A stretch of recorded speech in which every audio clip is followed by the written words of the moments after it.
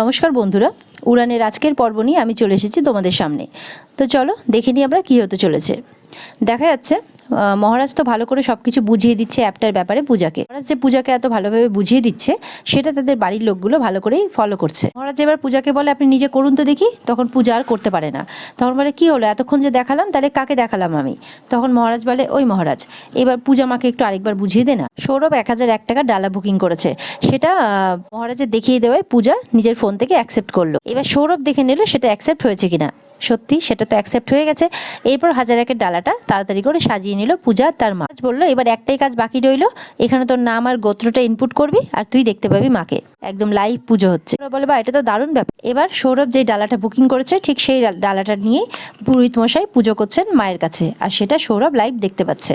দেখে তো সবাই খুব খুশি। মহারাজ বলে পূজারিনী অ্যাপ সাকসেসফুল। পূজা তো খুব খুশি হয়ে যায়, সাথে সবাই মহারাজের সাথে হ্যান্ডশেক করে বলে থ্যাংক ইউ মিস্টার মাথা গরম, থ্যাংক ইউ। তখন মহারাজের বাবা জয়ধ্বনি দেয় জিও পূজারাজ। পূজার মা পূজা আর মহারাজের হয়ে প্রার্থনা করে যে ওদের যাতে কোনো নজর না লাগে কোনোদিনও। পূজা আর মহারাজ দুজনেই খুব খুশি, একে অপরের দিকে তাকিয়ে থাকে খুশি হয়ে। এদিকে দেখা যাচ্ছে প্রিয়াঙ্কা আর সোমনাথ থানাতে গেছে। মহারাজ আর পূজার নামে উল্টোপাল্টা রিপোর্ট করছে। তারা একটা ফ্রড অ্যাপ বানিয়েছে মানুষের কাছে টাকা লুটার জন্য উল্টোপাল্টা। তখন পুলিশ বলে এরকম অ্যাপ তো লাইভ পুজো দেওয়ার অ্যাপ তো এখন অনেকেই বানাচ্ছে, তাতে কি হয়েছে, আপনাদের এরকম কেন মনে হচ্ছে? বলে ও একজন নাম্বার 1 হ্যাকার, খুব ট্যালেন্টেড হ্যাকার, ও যে কোনো কিছু হ্যাক করে নিতে পারে। আর তারই সাথে কিন্তু এই মানুষকে ঠকাবে বলে এই অ্যাপটা বানিয়ে ফেলেছে তারা। পুলিশ তখন বলে আচ্ছা ঠিক আছে, আমরা আগে ব্যাপারটা খতিয়ে দেখব। যার নামে অ্যাপ পূজারিনী মুখার্জি, আগে আমরা তাকে থানাতে ডাকবো, তার কাছ থেকে সবটা শুনবো।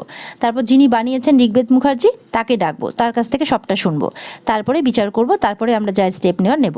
প্রিয়াঙ্কা বলে একদম ঠিক স্যার, তাই করবেন আপনারা। তখন সোমনাথ প্রিয়াঙ্কাকে চুপ করে বলে, সোমনাথ বলে মহারাজকে ধরবে না? তখন সোমনাথকে ইশারা করে দেয় প্রিয়াঙ্কা। পুলিশ বলে একটা কথা জেনে রাখবেন, এই অ্যালিগেশনটা যদি মিথ্যে হয় আপনাদের কিন্তু নিস্তার নেই। প্রিয়াঙ্কা তারপর পুলিশকে রিকোয়েস্ট করে আমাদের নাম কিন্তু অবশ্যই একদমই বলবেন না মহারাজকে, না হলে ও যা বদরাগী আমাদেরকে কিন্তু ওই বাড়িতেই মেরে পুঁতে ফেলে রেখে দেবে। তখন পুলিশ বলে বাবা এতই বদরাগী? বলে হ্যাঁ, ও তো জুভেনাইল হোমে ছিল। সোমনাথ বলে, প্রিয়াঙ্কা বলে হ্যাঁ, তাও আবার স্কুলে পড়াকালীন। আর স্কুলে পড়াকালীন ও একটা ছেলেকে ওখান থেকে ঠেলে ফেলে দেয়। এই সমস্ত কথা সোমনাথ প্রিয়াঙ্কার মুখে শোনাতে অবাক হয়, বলে যে তুমি এসব কি করে জানলে? তখন প্রিয়াঙ্কা বলে তুমি চুপ করবে। সোমনাথ মনে মনে একটাই কথা ভেবে যাচ্ছে, সোনা জুভেনাইল হোমের কথা শুনেছে, কিন্তু স্কুল, একটা ছেলেকে খুন, সেগুলো ও কোত্থেকে জানল? পুলিশের দল তখন বেরিয়ে যায় তাদের কথা অনুযায়ী।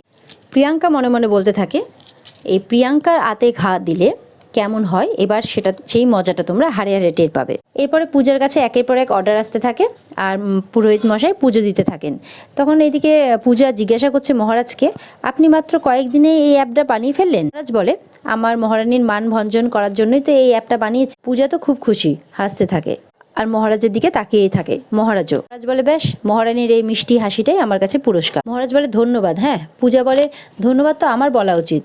মহারাজ বলে আমার এই অ্যাপটা গ্রহণ করার জন্য আপনাকে ধন্যবাদ। তাকে বলে তুমি আমাকে এবার থেকে মহারাজ নামেই ডেকো, মিসেস মহারানী। মনে মনে বলে আমি আপনাকে যদি পুরোপুরি বিশ্বাস করতে পারতাম আমাদের ভালোবাসা তাহলে আরো গভীর হতো। এরপর দেখা যায় পুলিশ চলে আসে, এসে পূজারিনীর খোঁজ করে।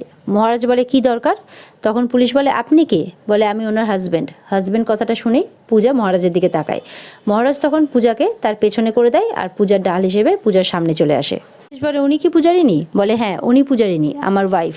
পূজা তো মহারাজের দিকে তাকিয়ে আছে। পুলিশ বলে ওনার সাথে আমাদের কিছু কথা আছে। মহারাজ বলে হ্যাঁ বলুন। বলে এখানে তো হবে না, আমাদের সাথে থানায় যেতে হবে। এটা শুনে আশেপাশে সবার একটু খারাপ লাগে, সবাই চিন্তায় পড়ে যায় যে হঠাৎ করে কি হল। সোমনাথ আর প্রিয়াঙ্কা মনে মনে তো খুব হাসছে। মা তো মা সিদ্ধেশ্বরীর কাছে প্রার্থনা করতে থাকে। পূজা বলে তোমরা সবাই এত ভয় পাচ্ছ? বলে আমি ভয় পাচ্ছি কারণ, বলতে গিয়ে থেমে যায়। পূজা বলে আপনি আমাকে নিয়ে এত ভাবেন মিস্টার মাথা গরম? মহারাজ বলে তোমাকে নিয়ে ভাববো না? পূজা মহারাজের দিকে তাকিয়ে থাকে। মহারাজের বাবা বলে আমিও যাব। মহারাজ তখন বলে না বাবা, তোমাকে যেতে হবে না, তুমি গেলে তোমার শরীর খারাপ হবে। পূজার মা বলে থানায় কি যেতেই হবে? অফিসার বলে হ্যাঁ যেতেই হবে। তখন সৌরভ বলে মাসিমা আপনি চিন্তা করবেন না, আমরা এক্ষুনি ফিরে আসবো, মহারাজ চল। মহারাজের বাবা বলে তুই কিন্তু একদম মাথা গরম করিস না। হ্যাঁ বাবা, ঠান্ডা করে সব কথা বলবি, ঠিক আছে? মহারাজ বলে বাবা আমি আপ্রাণ চেষ্টা করব, তবে প্রমিস করতে পারছি না। মহারাজের বাবা পূজাকে বলে মা তুই একটু সামলে নিস, ওকে নিয়ে আমার যত চিন্তা। পূজা বলে আপনি চিন্তা করবেন না বাবা, আমি আছি। মহারাজ তো বারবার করে সোমনাথ আর প্রিয়াঙ্কার দিকে তাকাচ্ছে। পূজাকে বলে মহারাজ কিন্তু এখনো অন্যায়ের প্রতিকারও করতে পারে, আমার ভালোবাসার মানুষদের কেউ কোনোদিনও ক্ষতি করতে পারবে না। প্রিয়াঙ্কা সোমনাথের দিকে তাকিয়ে বলে মহারাজের বাবাও তখন প্রিয়াঙ্কা সোমনাথের দিকে তাকায়, বুঝতে পারে যে এর পেছনে তাদেরই হাত রয়েছে। মহারাজের প্রাণ থাকতে কেউ পূজার ক্ষতি করতে পারবে না। তারপরে পূজাকে বলে পূজা চলো, তারপরে পূজার হাতটা ধরে পূজাকে নিয়ে যায়। পুলিশ পূজাকে জিজ্ঞাসা করে অ্যাপটার নাম কি? তখন মহারাজ বলে পূজারিনী অ্যাপ। বলে আপনি থামুন, ওনাকে অ্যান্সারটা দিতে দিন। তখন পূজারিনী বলে পূজারিনী অনলাইন পুজো অ্যান্ড দর্শন অ্যাপ। মানে পুজোর ডালাটা আপনাদেরই ডালার দোকান থেকে যাবে, তাই তো? পূজা বলে দোকানটা আমার বাবার, এখন মা সামলান, আমি একটু একটু সাহায্য করি। বলে কিন্তু যেই অ্যাকাউন্টে টাকাটা ঢুকেছে সেই অ্যাকাউন্টটা আপনার নামে। তখন মহারাজ রেগে যায়, টেবিলে একটা বাড়ি দিয়ে বলে এটা হতেই পারে না। পুলিশ বলে আপনি একটু রিল্যাক্স করুন ঋগ্বেদ। পুলিশটি তখন মহারাজকে বলে আপনি একটু রিল্যাক্স করুন, একটু সামলে কথা বলুন। তখন সৌরভ বলে অফিসার, আমি কিন্তু এতক্ষণ ধরে আমার পরিচয়টা আপনাকে দেইনি, আমি সৌরভ সান্যাল। আমার তখন আইডি কার্ডটা দিয়ে বলে এটা আমার আইডি কার্ড। পুলিশ তো তখন নিজের চেয়ার ছেড়ে উঠে, সমস্ত পুলিশই ওখানে নিজের চেয়ার ছেড়ে উঠে তাদের টুপি পরে আর সৌরভকে স্যালুট জানায়। অফিসার বলে এই স্যারের জন্য চা আনো। সৌরভ বলে চা আনলে সকলের জন্য আনুন, পেমেন্টটা আমি করব। উনি বলেন কি বলছেন স্যার? সৌরভ বলে আচ্ছা ঠিক আছে, বসুন বসুন, সকলে বসুন। দাঁড়িয়ে থাকে, পূজাও দাঁড়িয়ে যায় তার জন্য। সৌরভ বলে মহারাজ বস না। পূজা বৌদি আপনিও বসুন। মহারাজ বলে আমি ঠিক আছি ভাই। অফিসার বলে উনি বোধহয় রাগ করেছেন, আসলে এটা একটা ফ্রড কেস, জিজ্ঞাসাবাদের জন্য ওনাদেরকে আনা এখানে। মহারাজ বলে রাগ করবো কেন, আপনারা তো আপনাদের ডিউটি করেছেন, কিন্তু আপনার কাছে যে ইনফরমেশনটা আছে এটা সম্পূর্ণ ভুল। যে ব্যাংক অ্যাকাউন্টে টাকাটা গেছে ওটা কিন্তু মন্দির কমিটির অ্যাকাউন্ট, সেটা পূজার অ্যাকাউন্ট নয়। মন্দির কমিটি প্রত্যেক সপ্তাহে ওই পুজোর অ্যাকাউন্টে, ইনফ্যাক্ট ওর মায়ের অ্যাকাউন্টে, পূজার তো অ্যাকাউন্টও নেই, ওই কতগুলো ডালা বিক্রি হয়েছে সেই বেশে তাদেরকে একটা পেমেন্ট করবে। দেখুন স্যার, আমি কিন্তু আইনের ফাঁক রেখে কাজ করিনি, আর এখনো করিনি, তার কারণ আমি ফ্রড নই, আর পূজা নিতান্তই ভদ্র সভ্য একটি মেয়ে, আমার স্ত্রী। অফিসার বলে অ্যাপটা আপনার মস্তিষ্ক প্রসূত। মহারাজ বলে হ্যাঁ, আমি কোডিং করেছি, আমি ডিজাইন করেছি, আর মন্দির সদস্যের সাথে সমস্ত কথাবার্তা, মানে মন্দির কমিটির সাথে সমস্ত কথাবার্তা আমি বলে। ইনফ্যাক্ট স্যার, পূজা এই অ্যাপের ব্যাপারে কিছু জানতোও না, জাস্ট কিছুক্ষণ আগেই জানতে পেরেছে। এটা ওর জন্য একটা সারপ্রাইজ গিফট ছিল। অফিসার বলে বুঝলাম ঋগ্বেদ, তাহলে পূজারিনী আপনার? মহারাজ বলে আপনি এখনো বুঝেননি, বুঝতেন তাহলে পূজাকে ছেড়ে দিতেন, আমাকে জিজ্ঞাসা করতেন। পুলিশটি তো অবাক হয়ে মহারাজের দিকে তাকিয়ে থাকে, মহারাজও পুলিশের দিকে তাকিয়ে আছে। আর এখানে আজকের পর্ব শেষ হয়ে যায়। তো বন্ধুরা, এই ছিল আজকের পর্ব। দেখা হচ্ছে তোমাদের সাথে আগামীকালকে আরেক পর্ব নিয়ে। ততক্ষণ সবাই ভালো থেকো, টাটা।